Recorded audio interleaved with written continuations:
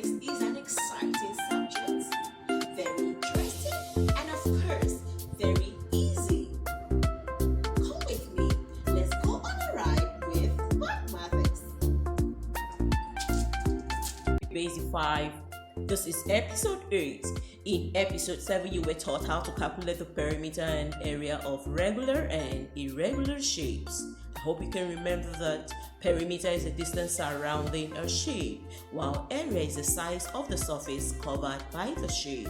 Equally, you were taught the definition of composite shape is either we call it composite shapes or irregular shapes. These are shapes that can be subdivided into more than one shape, to many shapes inside one shape.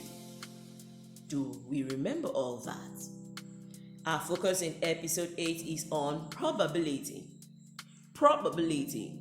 My targets during and at the end of this lesson is that you should be able to define probability, solve exercises involving probability. What do you understand by probability? Probability is how likely something is to happen. Many events cannot be predicted with total certainty. The best we can say is how likely they are to happen using the idea of probability. Probably, Daddy will buy my dress today. Probably, Mommy will prefer the red shoes over the black shoes. It is commonly used in our everyday life. This is a dice. It has 6 sides, normally used for playing a Ludo game. So, the probability of having any of the sides when this dice is thrown is 1/6. 1/6.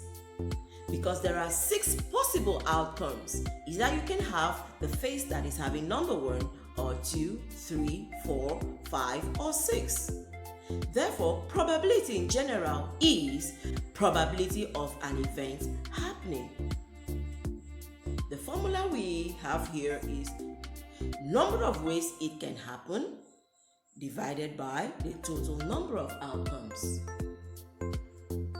Let's consider probability of or and not. When you have a sentence that has an or statement, example, when you want to find the probability of one event or another occurring, you add probabilities together. For example, probability of A or B is probability of A plus B. That's for or statement. For not statement, when you want to find the probability that an event does not occur, this is the formula. For example, what is the probability that event A does not occur? You simply say probability not A is equals 1 minus probability of A. Just that. The example here explains the probability of events not happening. Let's go through it quickly.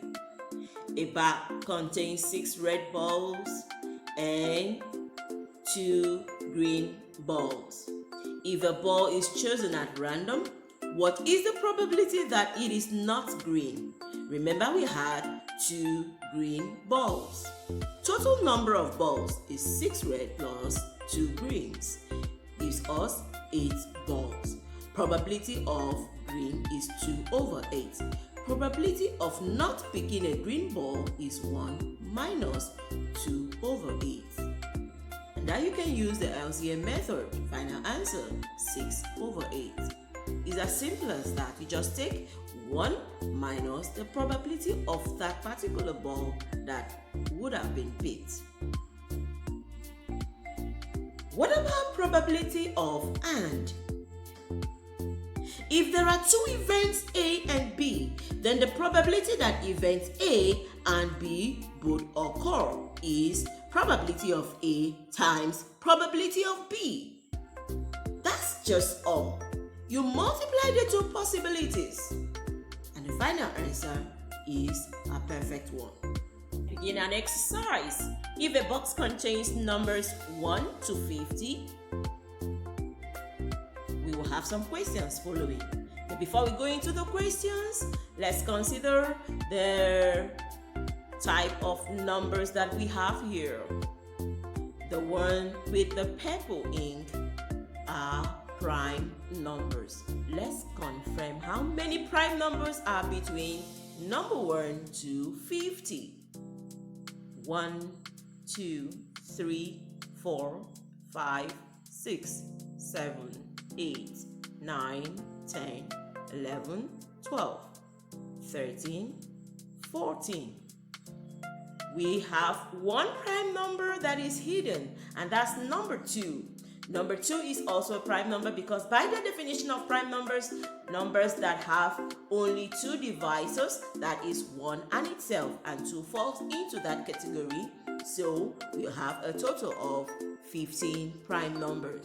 For the odd numbers, we have a total of 25 odd numbers, and for the even numbers, we have a total of 25 even numbers between number 1 to 50. Let's answer the following questions. Number 1, what is the probability that the first number picked is an odd number? There are 25 odd numbers between number 1 to 50. Therefore, probability of odd number is 25 over 50. You can divide to the lowest term, which is finally 1 over 2. That's all. Number 2, what is the probability of choosing an even number or a prime number? Remember the instruction for an OR statement. We say probability of even number is 25 over 50, and we had confirmed the number of prime numbers between 1 to 50 as, remember, 15 over 50. The OR statement, what should we do to both probabilities? We add. We have same denominators, so when we have same denominators, we add only the numerators. 15 plus 25 gives us 40 over 50. 0 crosses 0. Final answer, 4 over 5 is the probability of choosing an even number or a prime number. Number 3, what is the probability of choosing a multiple of 10? Multiple of 10 are numbers that 10 can divide without any remainder, and there are 10 itself, 20, 30, 40, and 50.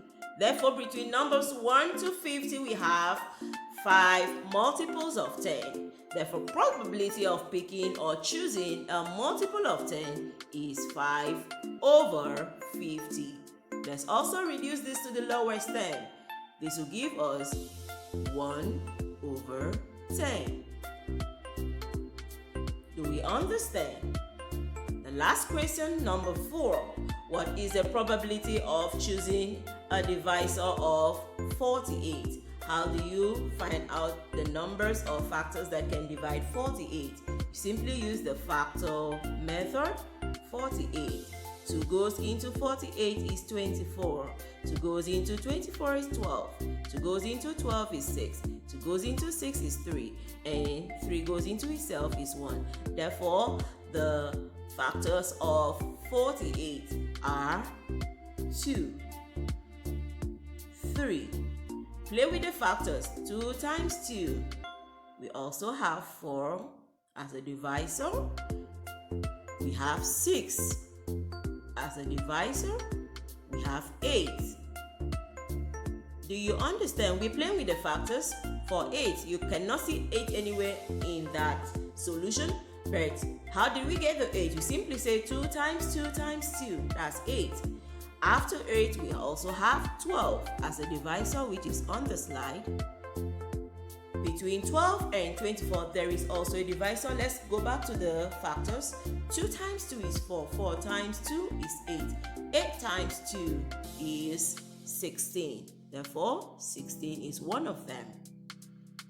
After 16, we also have 24.